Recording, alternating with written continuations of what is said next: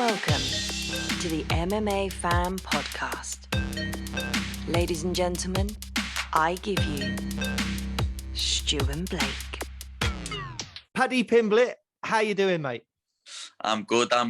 Nice to see you again. Going down. Yeah, very good, mate. Very good.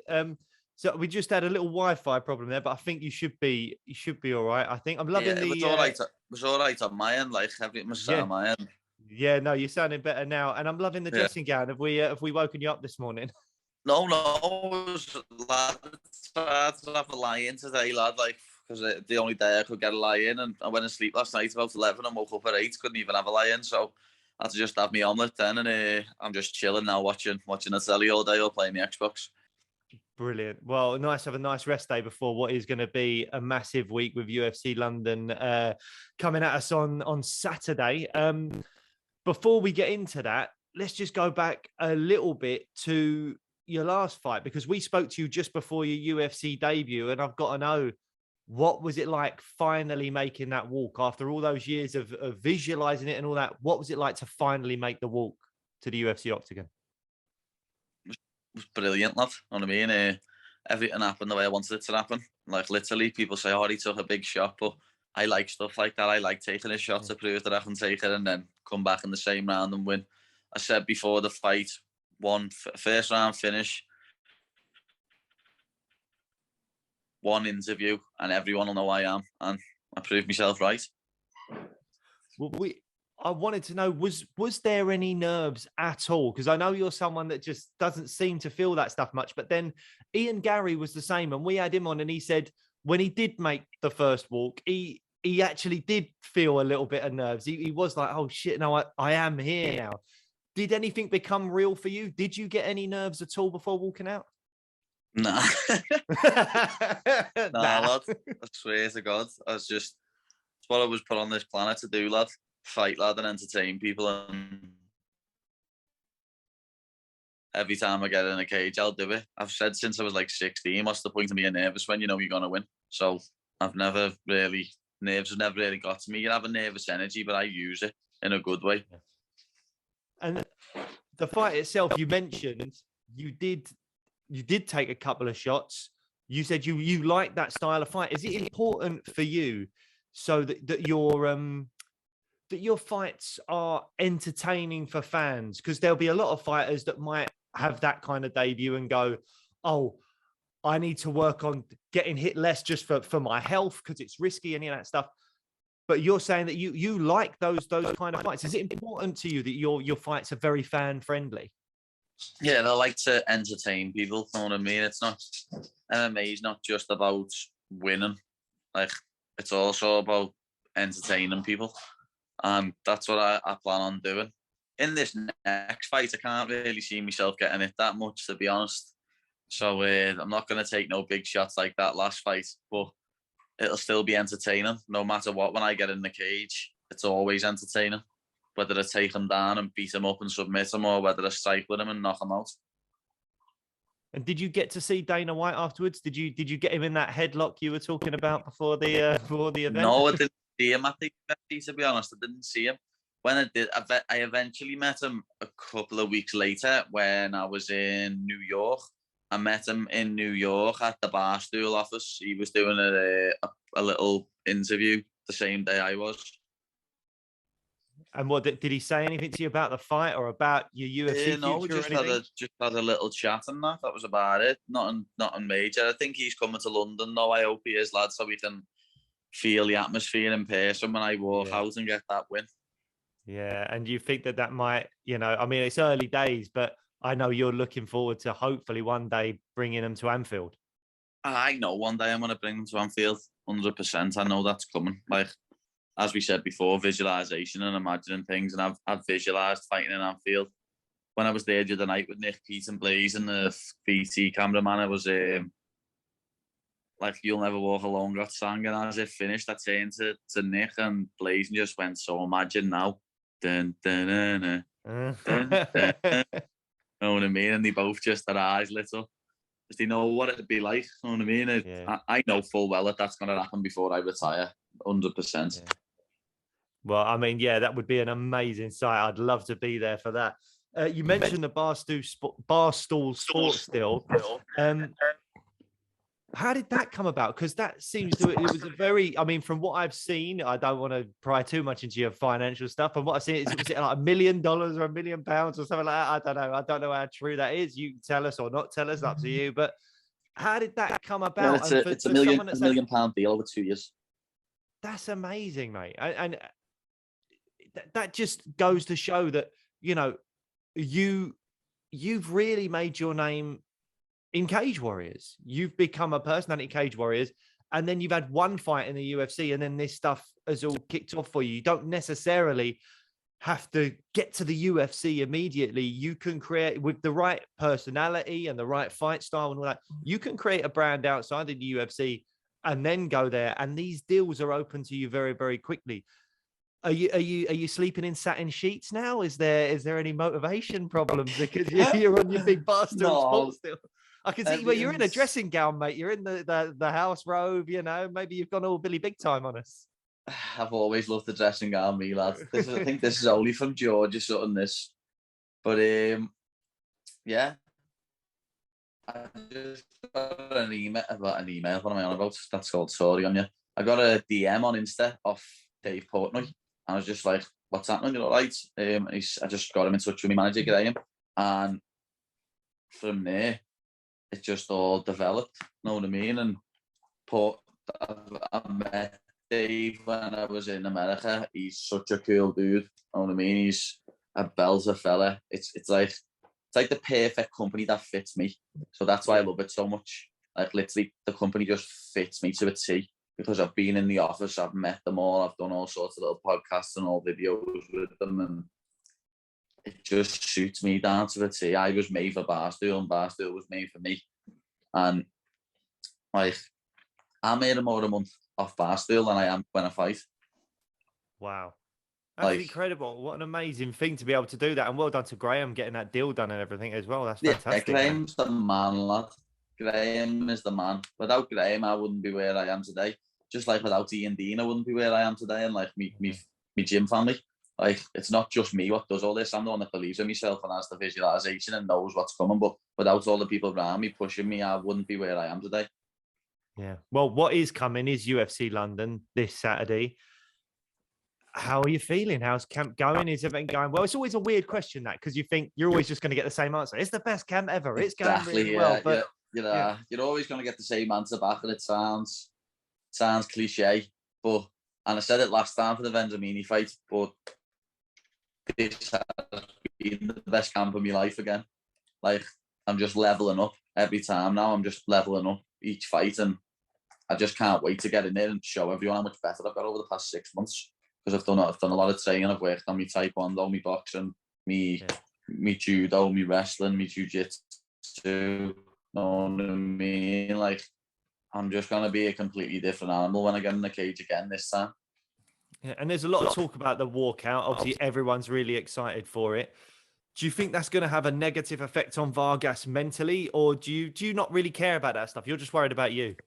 Yeah, I don't really care about that stuff. I'm just worried about me. You know what I mean? I just like I've done a little bit of work on him because like he's a southpaw, so I have focused on him a little bit, but not much. I just focus on making myself better. And you're right that I think the walkout could affect him, but at the same time, he's nearly 37, lad.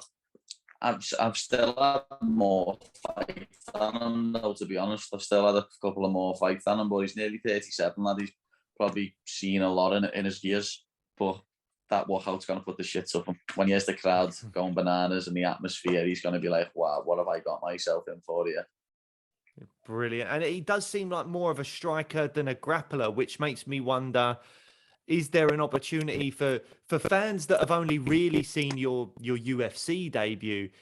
They are maybe not aware of that kind of your submission game, your grappling. So when you look at someone that is, and I'm sure he's no slouch on the ground at all, but he does seem to favour his striking than his grappling. Do you think you've got an opportunity to showcase a completely different side of your game that the UFC fans haven't seen before? Obviously, the Cage Warriors fans have all seen your flying triangles and all this stuff. But are you thinking, I'm going to show these guys that have just been on me for the UFC debut something a bit special, something different? Yeah, that's what I'm half thinking that, to be honest, because as you say, he is more of a striker, and his ground game's shite, to be honest, lad. His ground game's bad. And if I get him to the ground in the first round, he's getting subbed in the first round. I'm half looking just coming out and crash matching me Changa and him, lad. Just single legging him straight away, putting him on his back and not even letting him land the punch and submitting him within like 2 minutes. But I half want to show me striking off again because of the stuff what I've done this camp, lad, working on fighting a southpaw and stuff. So I don't know, lad. We'll just see how I feel on the night. We'll see how I feel. It's that simple. I don't go into stuff for the set plan. We'll see what on the night how I feel. If I want to take him down, I'll do that. If I want to stand with him, I'll do that. Brilliant. And you get the win, UFC London. How many fights do you want this year? How active do you want to be? I want at least 3 fights this year, like, at least. Yeah. But I'm not going to lie after this one and say I'm keeping my weight down, because I'm not. I'm going to get fat, and I can't wait to get fat. Like, I've done like a 12-week diet for this camp, lad, and I just can't wait to eat loads of donuts and desserts and burgers and loaded fries and Chinese and Thai food. I can't wait. I mean, there must be pressure from either your coaches or people around you to say, Paddy, come on, just stay a bit more in shape, something like that. You must be getting that, because we've heard it before, and you've seen people like Ricky Hatton through the years, and people like that have gone up and down and up and down. Do you in any way think, oh, maybe I shouldn't be doing this? Or you're just like, no, fuck it. I just love my life and I love eating food. I know I shouldn't be doing it. I know I should keep my weight down. But when you're going from eating like 2,000, 2,500 calories a day, and then I've got a crazy appetite, you're going to see in the next few weeks, as me vlogs, I think after me fight, me vlogs are just going to consist of me eating food and basically doing food reviews. Because lad, I reckon I eat about, on an average day, 7,500 calories. Wow. You know what I mean? Like, it's ridiculous how much I eat, lad. Like, when people go for food with me, they're like, lad, are you still eating? I'm like, yeah, lad, I'm still hungry. See, I've had people always say that to me. I'm like one of those skinny guys that can just pack it away. And I'm like, you say these things, and I'm like, I wonder if we could eat a similar amount. I don't know. I mean, as I'm getting older, I'd have to say my appetite's going down a bit. It's not what it was. But a few years back, I would happily have like 2 or 3 KFCs a day, and then I'd still be a skinny bastard as well. That's what I was like until I started doing the yo-yo dieting. So when I was younger, I could just eat as much as I wanted and not put weight on. When I started dieting to make weight for fights and then going back up, that's when it happens. You know what I mean? Because you're coming down in weight, then you're going back up, then you're coming down in weight, then you're going back up. But I'd rather be fat and happy than in shape and miserable. You know what I mean? I don't care what anyone says. All these divvies what walk around all year round, lad, with a 6-pack, they're just doing it for show, lad, to look hard when they couldn't take a punch in their life. Well, mate, we don't want to keep you for too long. I say we, Stu's not here. It's just me. Me and the people in my head. We don't want to keep you for too long. But obviously, big fight coming up in your division. I think it's been announced, but I'm not 100% sure. But we all know it's going to come. Oliveira versus Justin Gaethje. Have you got any thoughts on that? I think it has been announced, to be honest, just with like the Chandler-Ferguson fight got announced too. But I think it's a tough one because I picked Oliveira against Chandler, but then I thought Poirier was going to knock Oliveira out. And then he proved me wrong, you know what I mean? And I don't want to pick against Oliveira, but Justin Gaethje's my favourite fighter. And I can see him knocking him out. He's got that power and he's got that style to not get sucked down. So I'm going to have to go with Justin Gaethje by first or second round KO. And is it all eventually a moot point anyway, because Islam Makhachev's behind them, or do you think that that's a slightly an overhype? Not that he's overhyped. Obviously, we all know he's very, very good, but everyone's thinking, well, when Makhachev gets the title shot, he will be champion. Do you subscribe to that, or do you think, no, it's not as cut and dry as that? Not as cut and dry as that at all. I can see Beneil Dariush beating Islam Makhachev, to be honest, when they fight. Really? Yeah. Yeah. I think Beneil Dariush is so overlooked and so underrated. I agree. Actually, I really love Dariush. I think it's maybe Islam's toughest challenge, and it's interesting by far, yes, that's the only thing. Like, I don't want to sound like an idiot, but even though he's on a 10-fight win streak or whatever it is, does he deserve a title shot for the people he's beat? He hasn't beat any top contenders. I've seen a lot of that on Twitter. I don't want to get drawn into all that, know what I mean? But I think he does need to beat Dariush to then get the title shot. Dariush or Poirier, know what I mean? Yeah. Well, I think a lot of people do agree with you. Me and Stu were chatting about it on an episode because I think 10-fight win streak, you could give it to him, and it's not his fault that he hasn't fought the big guys, but Stu was of the mindset, and a lot of people of the mindset that no, he needs to fight someone in the top 5 before you can go, yeah, okay, now you can get a title shot. Yeah, and it's funny the way Dana said he turned down Dos Anjos. Yeah. After chatting all shit on Twitter to then turn him down. He needs to stop letting Ali Abdulaziz tweet on his account. He makes him look like a dickhead. Well, it looks like it's blown up in his face. I think after the Bobby Green fight, he was going to get the title shot, and now all that stuff, and it looks like he's going to have to go through Dariush first now. Yeah, definitely. Well, mate, thanks so much for your time. Thanks for doing this. That dressing gown looks incredibly comfortable, so I might have to go and get into mine now. I've had to leave him to sit there and chew it. This little bastard is sitting here chewing the fucking end of one of them, but I didn't want to like disturb him while we were doing our interview. He's fucking sitting there chewing the end of me fucking dressing gown, lad. Little bell end, aren't you, lad? Hey. What's his name? Lenny, lad. Lenny. Lenny. Well. Lenny. And he's sitting at the eye. Let me just show you the end of my dressing gown from where literally just off this interview. Get off it. Look at that. Lad, he's absolutely annihilated it, the little prick. Oh, mate. Well, that's it. You're going to have to use that Barstool Sports money to buy another George dressing gown, aren't you? All right, mate. Well, look, thanks so much for coming on. It's always a pleasure to chat with you. Best of luck on the 19th against Kazula Vargas, I should say. And yeah, have a good rest of your week. Have a good fight week. Hopefully we'll see you there because we're going to be at a couple of the events as well. So hopefully we'll see you there and cheer you on in person, mate. Just going to be there on Saturday, yeah. We are going to be there on Saturday. Going to be back by then from his great mission. Stu will be back soon. We're hoping he's back even into, because we've actually got media passes. So we're hoping to even be there on like Wednesday for the media day and all that kind of stuff as well. I'd love to see you, lad. It'd be nice, that. Yeah. Let me get there, lad, 100%, and just shoot me a message, you know that. Brilliant, man. All right, well, awesome. And then after the fight, maybe I'll get you a drink or a pizza, or we could have a little food off or something. After party all day, lad. The after party's in the O2 in Sofa Social. It's going to be a belter. Brilliant. Me, Jack, Jai, and Molly all going to get a win and then land in the after party. It's going to be posh. Sounds awesome.